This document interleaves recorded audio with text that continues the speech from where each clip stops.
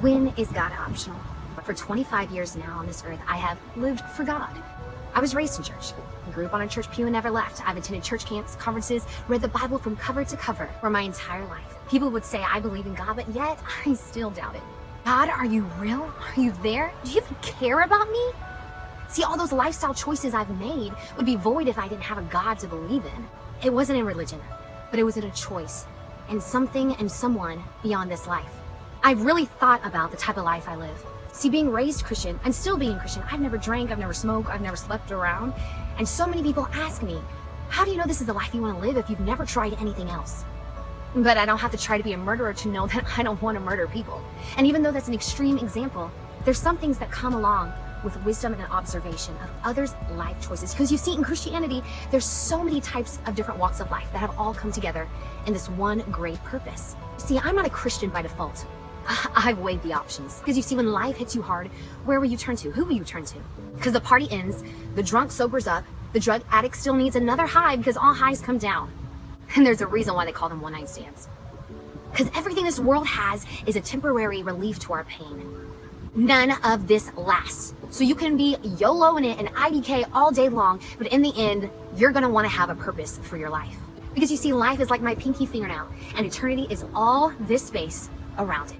Even though I haven't experienced these lifestyles, I've seen plenty of heartbreak that has come from it. When I was 15 years old, I went with a group of radical Christians to a place called Ybor City. It's in St. Pete, Florida. This is a very, very high party, late night club atmosphere. When I saw this girl, she was beautiful. She was decked out head to toe. She was there with 5 other people. One was her date, and the other 4 were couples. She was standing there, beautiful. And for a moment, I noticed her and thought, wow, it's not too bad. Look, she looks great. Look, she looks like she's having a wonderful time. Then all of a sudden, I noticed her stumble to the ground. She was obviously very drunk. Then she threw up all over herself, covering her beautiful outfit and falling to the ground. There, the 5 other individuals with her just laughed and walked away. I ran over to this girl, tried to help her, but it was crazy. In a moment that something looked so glorious, something that looked so beautiful, so fun, here's this beautiful girl having a great time, was now laying in her own vomit, alone and abandoned. The party lifestyle is not conducive to a life of purpose. Friends were only there for her when she looked great and she was a good time, but when she was down on the ground, throwing up, left alone, where were they? On to the next high. Life is about the ups and the downs, and it's about who's going to be there for you when you are down. So many times we want to blame all the bad things on God. Well, if there's a God, then why is there so much evil? Well, then let's ask the same question. If there's a God, why is there so much good? We have free will. We have free choices. And we've created this world that we live in. We say, well, I know somebody that's a really good person and they had cancer or they had all these bad things happen to them. I don't have the answer for everything, but I do know the one who does. Which is better? For us to live a life bitter at all the bad things that come our way and have no relief? Or to say, whatever I'm going through, there has to be a purpose, there has to be a plan. And so God, I turn to you. And I've been in places where I ask God, why? Why am I going through this? And maybe you face that right now. He knows the end from the beginning. And if I think I know something, if I think I have a better plan or a better idea of living life, I always fall short. Because I don't see the big picture he does.